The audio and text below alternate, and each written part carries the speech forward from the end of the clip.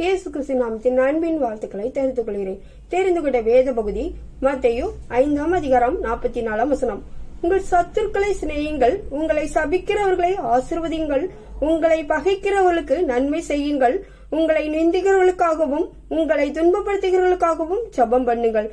கிறிஸ்துவுக்குள் பிரியமானவர்களே, உங்களை சபிக்கிறவர்களுக்கும் ஆசீர்வதியுங்கள், பகைக்கிறவர்களுக்கும் நன்மை செய்யுங்கள், உங்களை நிந்திக்கிறவர்களுக்கும் உங்களை துன்பப்படுத்துகிறவர்களுக்கும் ஜெபம் பண்ணுங்கள் என்று வேதம் சொல்வது போல் நம்முடைய வாழ்க்கையில் அப்படி செயல்படும் போது நம்மளுக்குள்ளும் சமாதானம் உண்டாகும்.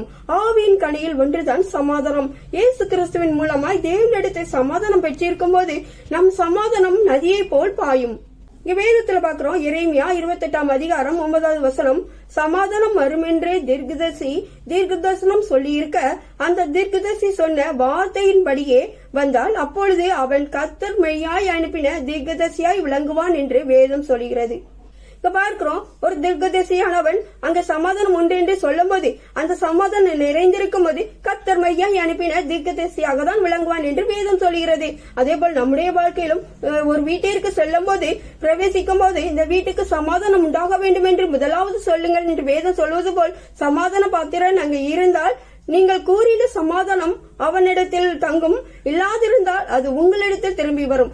இங்க பாக்குறோம், வேதத்திலே அருமையாக பார்க்கிறோம், ஒரு வீட்டிற்கு செல்லும் போது சமாதானம் நம்ம கூறுறோமா, இல்ல நம்மகிட்டே சமாதானம் இல்லாத போது நம்ம எப்படி சமாதானம் கூறுவதுன்னு யோசிக்கீங்களா? நம்முடைய வாழ்க்கையிலும் ஒரு வீட்டிற்கு செல்லும் போது சமாதானத்தை கூறும்போது அந்த சமாதானத்திற்கு தகுதியான வீடாக இல்லாமல் இருக்கும்போது அந்த சமாதானம் நம்மளுக்கிட்ட தங்கும்.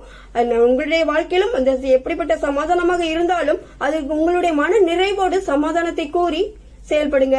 வேதத்துல பாக்குறோம், அப்போஸ்தலர் 12ஆம் அதிகாரம் 20வது வசனம்.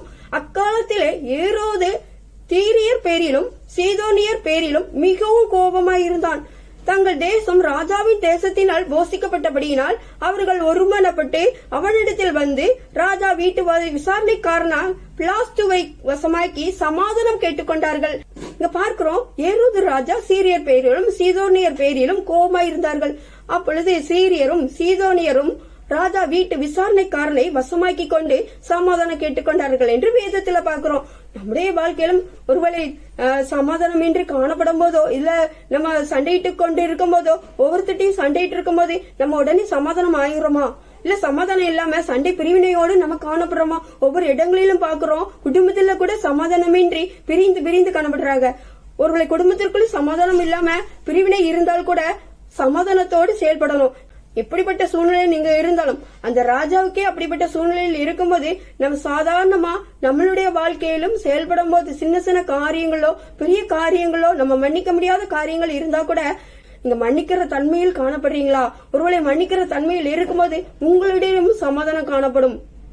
வேதத்துல பாக்குறோம், 1 நாளாகமம் 12ஆம் அதிகாரம் 18ஆம் வசனம். அதிபதிகளுக்கு தலைவனான அமசாயின் மேல் ஆவி இறங்கினதனால் அவன் தாவீதே, நாங்கள் உம்முடையவர்கள், ஈசாயின் குமாரனே, உமது பட்சமாய் இருக்கிறோம், சமாதானம் சமாதானம், உமக்கு உதவி செய்கிறவர்களுக்கும் சமாதானம், உம்முடைய தேவன் உமக்கு துணை நிற்கிறார் என்று. தேவன் துணை நிற்கிறார் என்று சொல்லி உங்களுக்கு நாங்க சமாதானம் என்று சொல்லி சமாதானம், அதாவது ஒருமனப்பட்டு அவர்கள் சமாதானம் என்று கூறுகிறார்கள். நம்முடைய வாழ்க்கையிலும் எந்த காரியத்தின் நிமித்தமாகவும் யாரிடமும் பிரிவினை இல்லாதபடி நம்ம ஒருமனப்பட்டு செயல்படும் போது அனைத்து காரியங்களையும் செய்ய முடியும். உங்களுடைய வாழ்க்கையிலும் யாரிடம் பிரிவினை இல்லாமல் சமாதானத்தோடு செயல்படுங்க.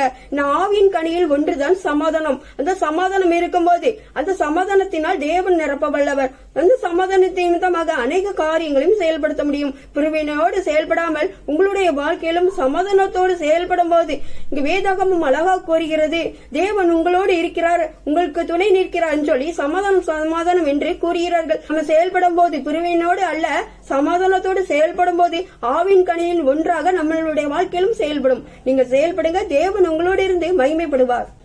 சோஸ்திரேசப்பா, சமாதானம் இருக்கிற ஒவ்வொருவருக்கும் சமாதானத்தை கட்டளையிடுவீராக ஜெபிக்கிறேன். ஒவ்வொரும் பிரிவினையோடு இல்லாதபடி சமாதானத்தோடு செயல்பட கிருபை செய்வீராக ஜெபிக்கிறேன். இயேசுவின் மூலம் ஜெபிக்கிறோம் நல்ல பிதாவே, ஆமென்.